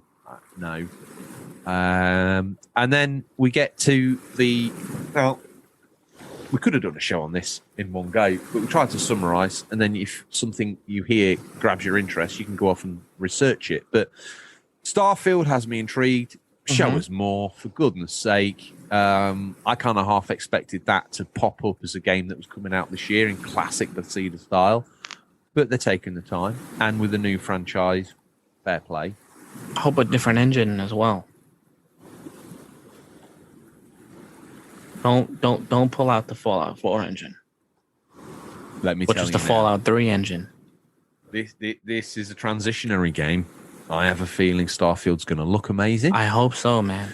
But underneath, it's going to be a rickety bag of bones. Maybe Microsoft will save them from themselves, because I think if Microsoft wasn't about, Bethesda have got all the ability to have just released Starfield looking like Fallout 4. And people seem to forget how much hatred was directed to them off the back of 76. Yeah. We thought Cyberpunk was bad. Getting a time machine. No, it's bad. They were getting absolutely roasted for Fallout 76. People have forgotten.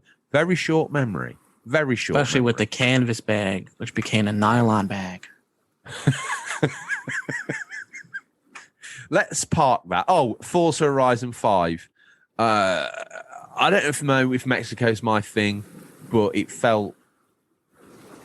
was giving me Motorstorm vibes, to be fair. I know that's a little controversial to mix up the brands, but hey, do you know what? And Flight Simulator has always been interesting. How much interest people will have in that, bar that first 20 minutes of like, oh, it's on Games Pass. I'm gonna generalize here. Oh, it's on Games Pass. Yeah, it is. Like, there's other people that are playing it and being really into it. There's other people that are going to download it. They're going to fly over their house. They're going to crash their plane into their friend's house. They're going to probably find out that's all they can do by the Top Gun DLC. They're going to deinstall it. That'll be that. Okay? Those that find it and like it, great. I'm sure everyone who's got Games Pass will download Microsoft Flight Simulator with varying degrees of interest. You know? There's going to be. It's how it's going to work. But if for every 10 people that fly their plane into their mate's house, there's one person who's doing a chartered flight of a 737 in real time from San Francisco to London Heathrow, they're my gamers. They're my guys. They're my people. Imagine you get a bunch of your buddies. You just sit like in a row. One is the pilot. I've seen this. This has been done. Yeah. Someone built a plane cockpit, I think using a plane, and they put the screens on the outside and had people in the back, and they actually went and served them food and did the whole thing. Yeah. Amazing. I love people want to do that. We need more people like that people. We do. Anyway, I think we should set the diving planes to 20,000 fathoms. Bobby, if you could release the pressure on the door to the torpedo tube, because someone needs to somehow fit a Nissan Bluebird in there. Do you know what time it is? It's time for a peek in what we affectionately call Stingrays boot, what's nestled between some counterfeit nappies and a dodgy copy of Battlefriend all this week. These are the new release highlights for the week 14th of June to June 20th, 2021. Listeners, these are on digital, physical, will be by the time this podcast in your feed, but could be Stingray fetch the roguelikes. And remind them, these games could be region dependent. The second game, no, yes, it's not looking good this week, Stingray. Consider it's been E3. You're not that very inspired. In fact, I see 4 new games in here, Ray. You're not really trying. Do I have to sack you as well? Do we sack the Ray, or do we hashtag save the Ray? Unless I see one hashtag save the Ray, Stingray will be sacrificed next week on the altar of the Unofficial Controller podcast. I'm so nervous I could barely even say the name of our own show. I'm going with the second one as my mumsy.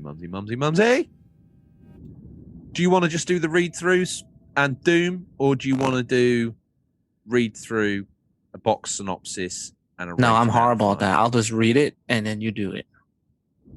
We'll revert to type. We'll just read one each, okay? Just like the old school, just like the show always has been. I'm not talented enough. I'm sorry. No, you are talented enough. I tell you the one thing you're lacking. You've been lacking it your whole life. It's held you back. You're an amazing human being. Self-belief. Okay. I mean, I guess that's true. No, I try to be humble. There's a point where humility and modesty sacrifice you as a gentleman in a day right now. This is why you should be knighted. I can't knight myself. Well, I'll knight you. Tell Find out how Mike to do it. Rouse to get his backside back on this Yeah, show. he could do it. And he could knight me. He can. Could do it. Can't our boys, Johan, Harvey, can't they do it? Can they Aren't they- knight me? Aren't they knighted already? I think they can only knight you at night. That's fine. Who cares? I don't. Sir George, that's it. It's official. Sir George. That's it. Read out this first pile of nonsense. What system is it on? What is it? And when is it out? It's Infinite Trap Remastered. No. Oh, Put I'm your sorry. I read glasses that. I on. thought I read that wrong. It's Infinite Trap Rehamstered. Xbox Series X, Xbox One, June 16th. This is one of their exclusives.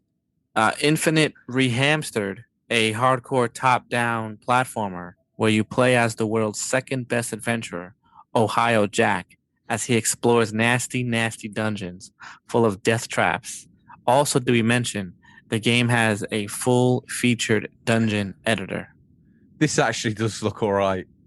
It looked I pretty know cool. it I like the name sounds bonkers. Ohio Jack. I know a guy named Ohio Russ. Wow. He's probably the third best adventurer, so it could be up there. No one's ever heard of Ohio Russ, but we know Ohio he Russ, is he's about third. 6'4". He's a big dude, boy. He's a big dude. Okay. Is that your mummy? No, this one, second one for sure. Okay, this is my mummy. Yeah. The first one probably you should check out. If you've got a Series X, an Xbox One, no doubt it's on Games Pass. Honestly, it was intriguing to me. But It has it's that same style I like. The overhead view, top down. wait till you see it in motion. It's really cool. Police Simulator Patrol Officers coming out on PC. This is my mummy, obviously, because it's a simulator game. And it's Bobby's mummy, because for some reason he likes interacting with the long arm of the law. Welcome to Brighton. Join the police force of this fictitious American city and experience the day-to-day life of a police officer. I think a more realistic life of a police officer would be to get any of the Grand Theft Auto games, steal a police car, activate the vigilante missions.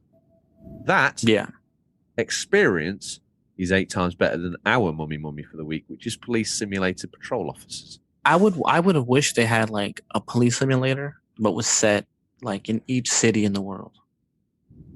Like you want to be a What cop was that in game? like I don't know if a it was an fancy exclusive. fancy Long Island, you're gonna be bored, super bored. But become a cop in like the South Bronx, become a cop in Detroit. You know what I mean? Become a cop somewhere where it's rough. I would like that. Or you could just become a cop in like a small old age community, whatever. Well, there was a game. You reminded me of this called "This Is the Police." It's a Mhm. bit more higher up of a game, like you're not down on the ground and arresting perps yourself, but it might be worth checking that out. This It's Is a the strategy Police? game. It's called "This Is the Police." It's on Is it? Switch. What do you mean strategy? Is it like turn based?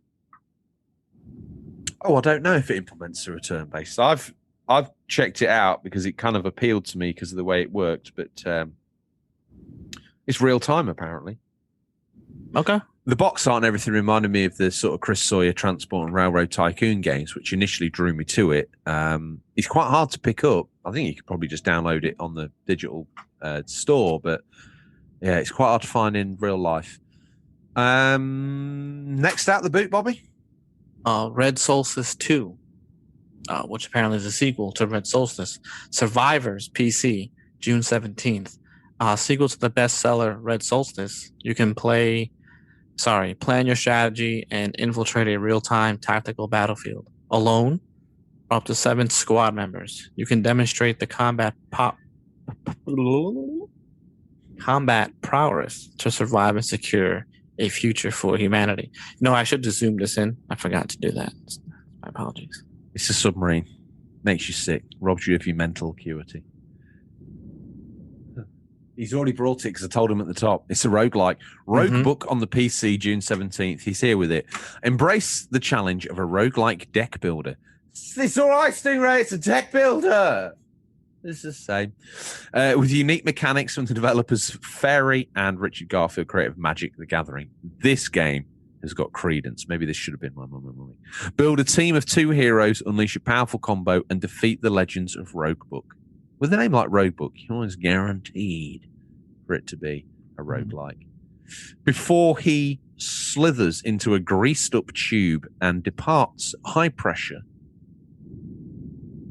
what is your VHS pick from the boot? Rio Bravo. The John Wayne Western? Absolutely. Dean Martin. Rio Bravo is particularly good. It's up there. It's not my favorite. My favorite is The Man Who Shot Liberty Valance. Really? Yes. He has so many of them. I just feel like if you're not into Westerns, but you want to watch one, this is like it's smoother. It's a little bit, it's long, but it's faster paced, I believe. Some Westerns get like a little drawn, I think John Wayne's ones, instead of being like a harsh shot of whiskey, a John Wayne Western is one that's watered down, not to the point where you've lost the flavor, but where it's actually palatable. Where I'm choosing Under Siege 2, the sequel to the average film, Under Siege. You know, when enough money gets made by a franchise, someone in a studio somewhere says, we need to do this all over again, but just slightly different to the point where the fans won't know. We're rushing the same film out under their nose, but with a slightly different scene. This time, it's not a boat. It's a train. This time, once again, it's like Speed 2. Speed 2, exactly. Like all good sequels, this time, Seagal's trying to keep his hair strapped to his head at the top of a train.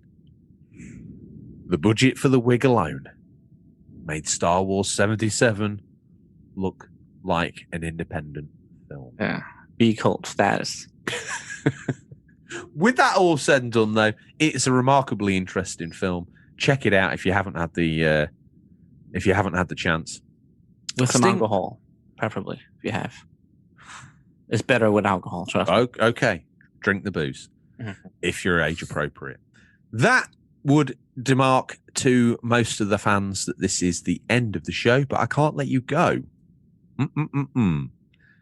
Odders has been underwater a long time, but he's just serviced and gasped through his snorkel, but he didn't clear his snorkel, so he's just had a lungful of water. That's what drowning feels like, Odders, and I'm going to let you writhe there in your own pain as I ask Bobby, what are you hoping to play? So Dungeons and Dragons Dark Alliance. My stepdad picked it up for me. Should be here Tuesday. What format's that on? PlayStation 4? I think it's in everything. PS4. But what have Xbox you bought One. it for? PS4? I don't know if he got it for I don't know if it's a PS5 game. I don't know, to be honest. Oh, okay. I just know he got it. I don't know what it's on. Okay. But I got that coming. So I don't know if I want to play Demon Souls or Immortal Phoenix. I have Sniper 2. I got a lot of games. So all over the place. Immortal Phoenix. No. It's gonna be so long. I think Dungeons and Dragons looks like it's gonna be long. I don't want to do 2 long games. I want to see what I have that could be beaten in a couple days. Yeah. I know Demon Souls, Immortal Phoenix is not going to be a couple days. I mean, Sekiro took me almost 2 months. I can't put that kind of time in right now. You and me both. I just can't. So that's for me. Something like that. Okay. What about you? Ratchet and Clank, hopefully. Get some time. And then if I've got enough time and money, I might download that Salt and Sanctuary. Whatever it's called. First one. I think it's like $15, $20. That's... I don't remember it being expensive at all, to be honest with you. I'll do some research. I'll see if I can find a physical version, and then I'll weigh up what the difference is in price. If it's acceptable, I'll just get the digital version, to be honest with you. I've got a few digital games on Vita now. I'm not offended by it. I just like to have the box. I mean, I don't care either way. I know that in this I just world, like the option. In the world of modern gamers, you and I are increasingly looking like the weirdos, whereas people that sort of use subscription models are probably the more normal. I just can't let go of the routine I've had with games for the last however many years. It's part of my reward bubble, save up, buy a game, bring it home, like it, play it. If you don't, put it on the shelf. If you do, put it on the shelf, finish it. Amazing, And I just like to definitely showcasing my age. I know this is a show for all ages, but yeah, we do our best. I know a guy who puts a little star sticker on the bottom of the bind of the game, if he's beaten it or not. That's cool. That's a good idea. And he puts like a little small X if it's like no bother, like it just didn't like it at all. Yeah, but he had it. I mean, it's pretty cool. I mean, we probably beat thousands of games. Who knows how many we beat, and who knows how many we just tossed away. True. Listen, before we get carried away, I want to go and speak to Roger the cabin boy, and you probably want to have a chat with Seaman Staines. On that note, I would say, if you've got nothing more to say, Sir Bobby, it's all we've got time for this week. Thanks as always for your time. We'll look forward to the pleasure of speaking to you again next week. Until then, happy gaming. And remember, there's absolutely nothing wrong with being given the unofficial controller. Remember, it's what you do with it that counts. Thank you, Bobby. See you soon. See you later, George.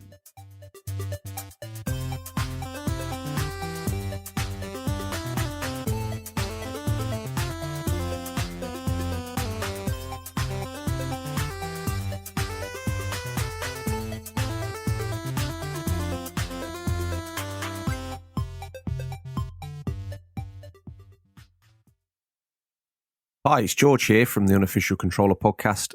Just taking a moment to, first of all, thank you for listening. It means a hell of a lot to us. Secondly, every week we bring you free content, the latest news, the new releases, a feature of note, normally something to do with games or gaming past, be it one of our history of documentaries or an insight into the industry itself, or how games have affected us as people. Well, yes, we incorporate you, listeners, into that.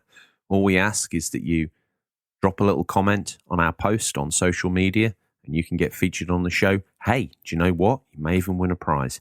The only charge for this is £0, 0 pence, $0. That's right, no money. But all we ask is that you like, subscribe, and leave a review wherever you found this show. And if you're feeling a little bit cheeky, tell a friend, get them to do the same. We have a Discord that's free for you guys to all join in and get involved in. And the community on Instagram and Twitter is alive and thriving. So don't be a lonely gamer. Make yourself known. Thank you. And now it's time to begin this week's entertainment. Take care, guys.